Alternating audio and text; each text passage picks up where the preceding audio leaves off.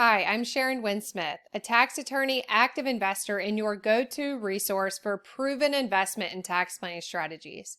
In this video, we're going to talk about how you can double invest the same money into two different assets. So I call this the double dip approach. It is a variation of the buy, borrow, die strategy. If you're not familiar with buy, borrow, die, I'll link below to my crash course video on the strategy.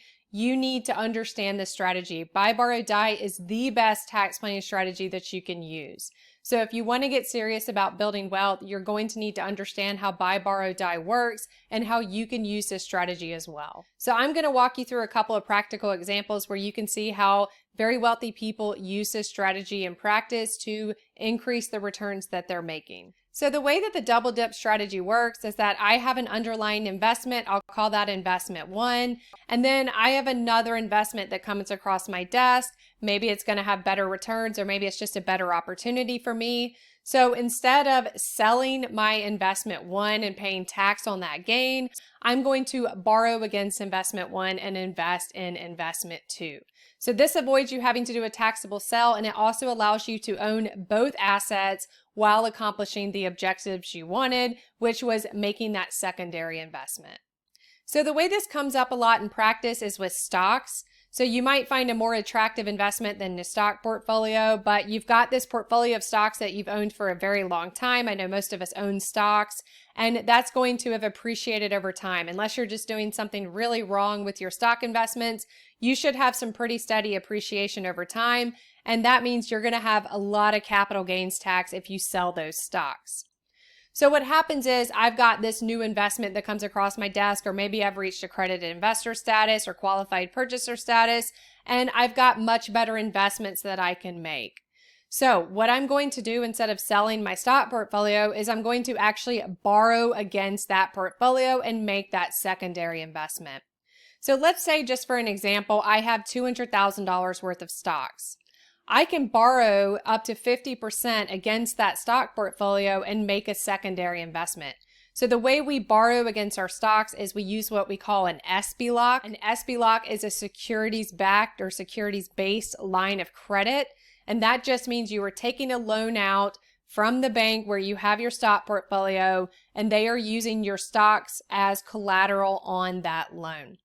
If you're not familiar with SBLOCs, I have a lot of videos on that with my channel. So go ahead and subscribe to the channel if you want to learn more about the strategy and how you can use SBLOCs to increase your wealth. Another way I really like to use this strategy in practice is when I'm looking at starting or buying a new business.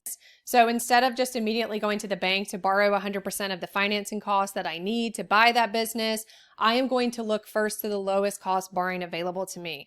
So what might that be? That's going to be probably my stock portfolio with an SBLOC, or that could be a mortgage on real estate, for example. So whatever it is, I'm going to look to my own assets, and it doesn't have to be anything related to the business I want to buy. And I'm going to see, can I borrow or, use that available borrowing capacity on those assets to then fund the purchase of that business.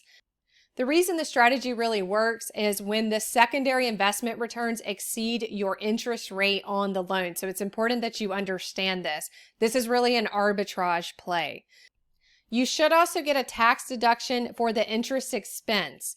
Here, when you're borrowing against an asset to invest in a new asset or a new business, you should get a tax deduction for that. The only time you don't get a tax deduction when you're doing, the buy, borrow, die strategy is if you're borrowing against an asset for personal expenses.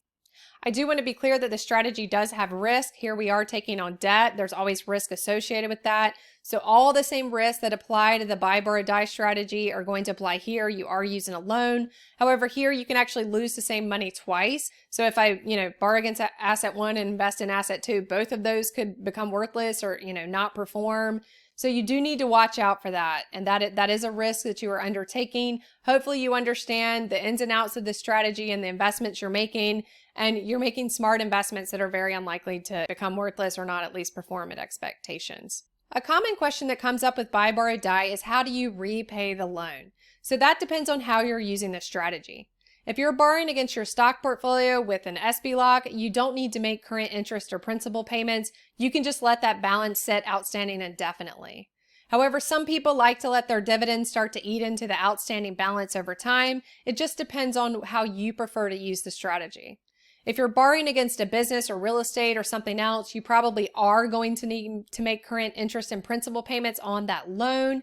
So where do you get that money from? That does not matter. You can use money from investment 1, you can use money from investment 2, or you can use money from whatever source you have. It doesn't matter. You just need to make sure that you are able to service that debt and take into account the fact that, yes, you're going to have additional payments that you have to make to the bank over time. So hopefully you found this helpful. As I said before, I think the buy, borrow, die strategy is the most important tax strategy out there, and the double dip approach is the best way to implement buy, borrow, die. So if you want to learn about 6 assets that you can use to do the buy, borrow, die strategy, check out this video where I walk you through assets that you can actually buy and own yourself and start to implement this strategy.